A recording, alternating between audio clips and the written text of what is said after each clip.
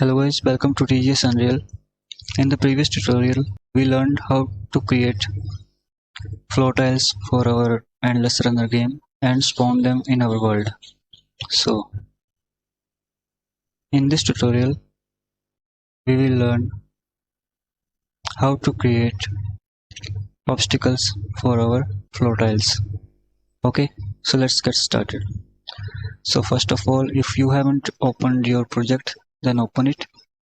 Now, go to your endless runner folder and here we will create a new folder called obstacles.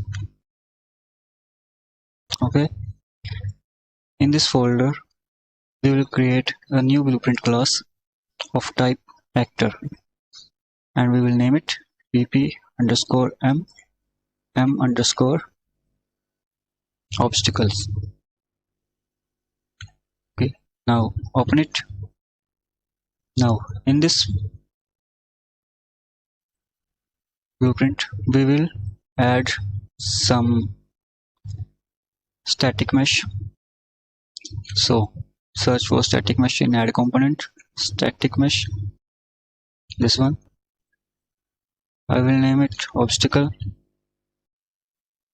You can name it anything you want, it's up to you. And for obstacle, for now I will add a cube. I will scale it around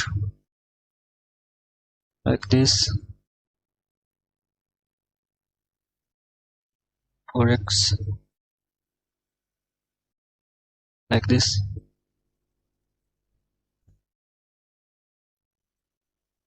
And I will move it to z-axis for 20.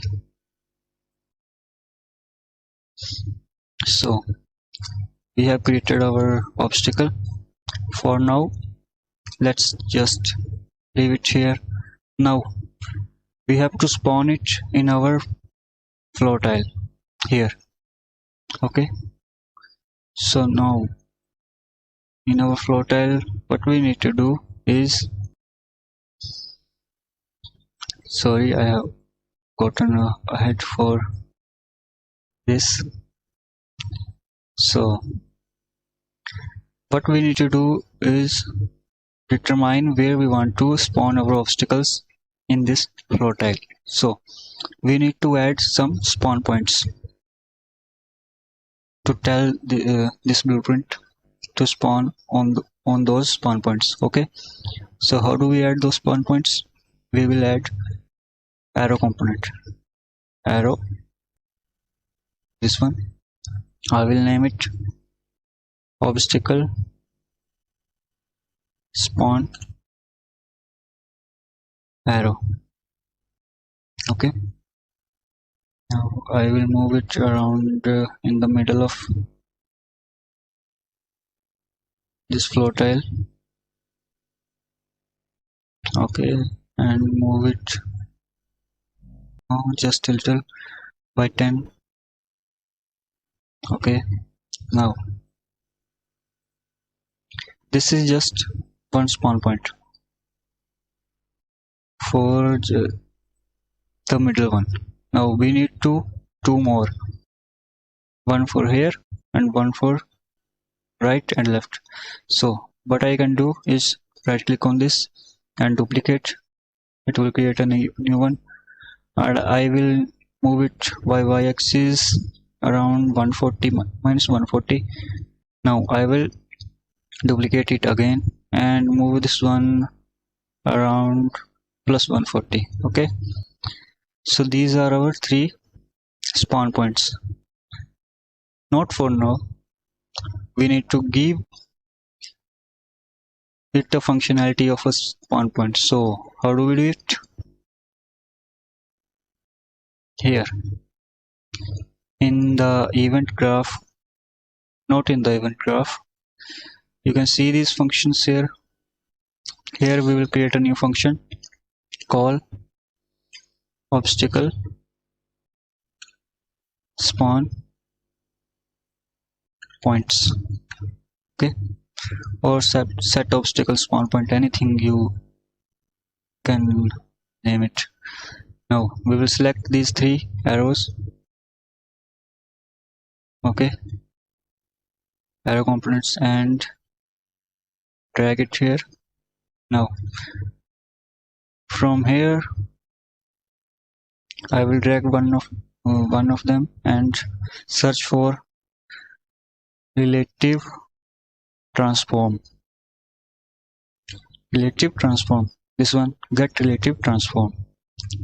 Remember, you have to get relative transform, not location, not world location, not local location, relative transform. Okay, now I need two more of these.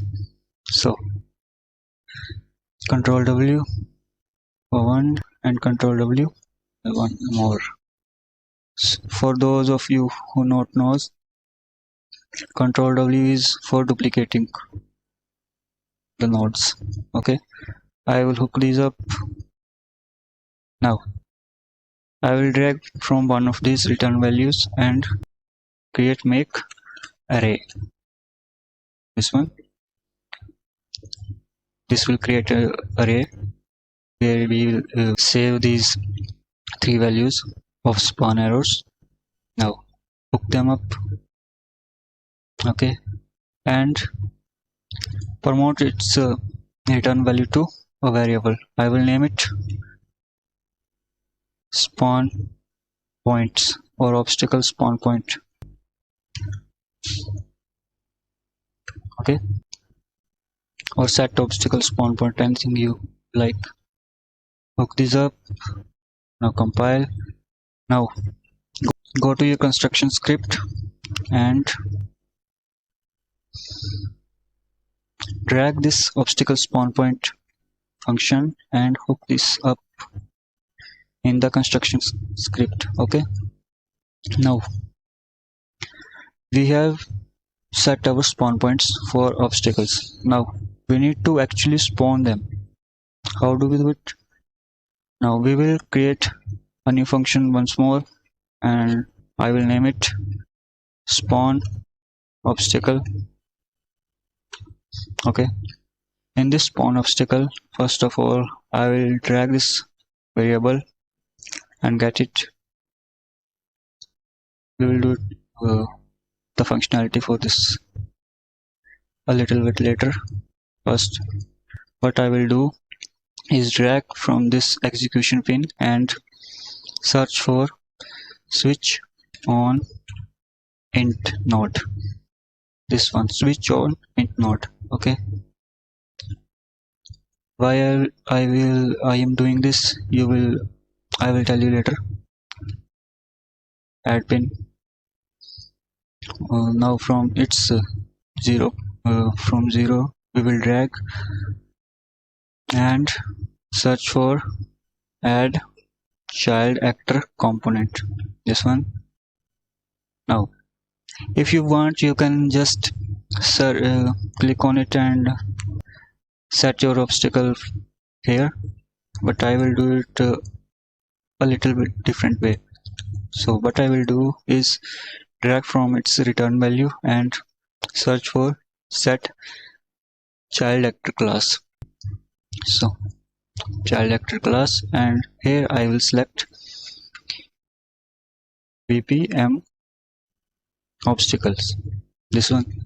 Okay, now I have added this to here. What now I need to tell this blueprint, this one, to spawn it on these arrows. How can I do it? I will drag from the pin here and search for get a copy of array and hook this up in the relative transform, and for its value what I will do is drag from here once more and search for last index. Yes, and hook it up here. Now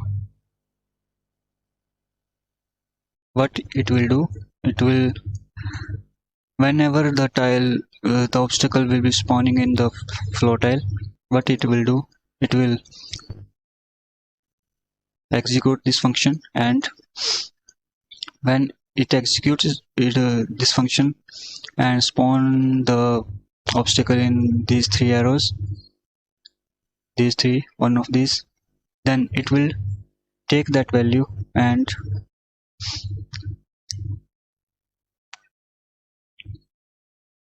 set this at the last index, and then it will re-roll it. Okay, sorry, I have made a mistake. Not like this.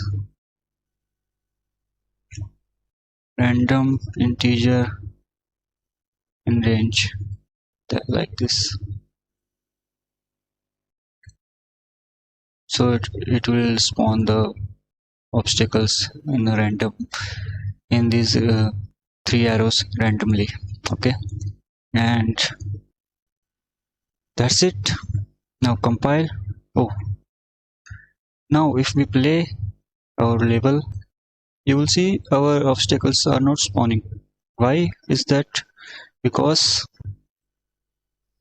we have created the function, but we have not told our floatile to spawn it in our world. So how do we do it?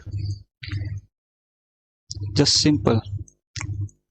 Go to your event graph of floatile, BP floatile, and search for this event, begin play event. Okay, and what we will do, drag our spawn obstacle function and hook it up here. Now compile and play. See, our obstacles are spawning, but they are, they are blocking our character like this. So how can we stop it? Go to your obstacles. Okay, and click on obstacle static mesh. Go here and collision project. We will do overlap all. Compile, and one more thing. You see, we have scaled our obstacle in the y-axis. We will need to scale it on the x-axis like this, and I will scale it a little on z-axis and move it a little bit more. Not okay. Compile. Now play. Cool. Now see, our obstacles are spawned. So that's it, guys. Now we will meet in another tutorial where we will learn how to spawn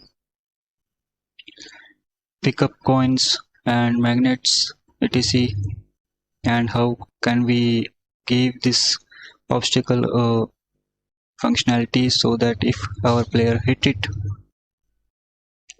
then it will die. No. So see you in next video.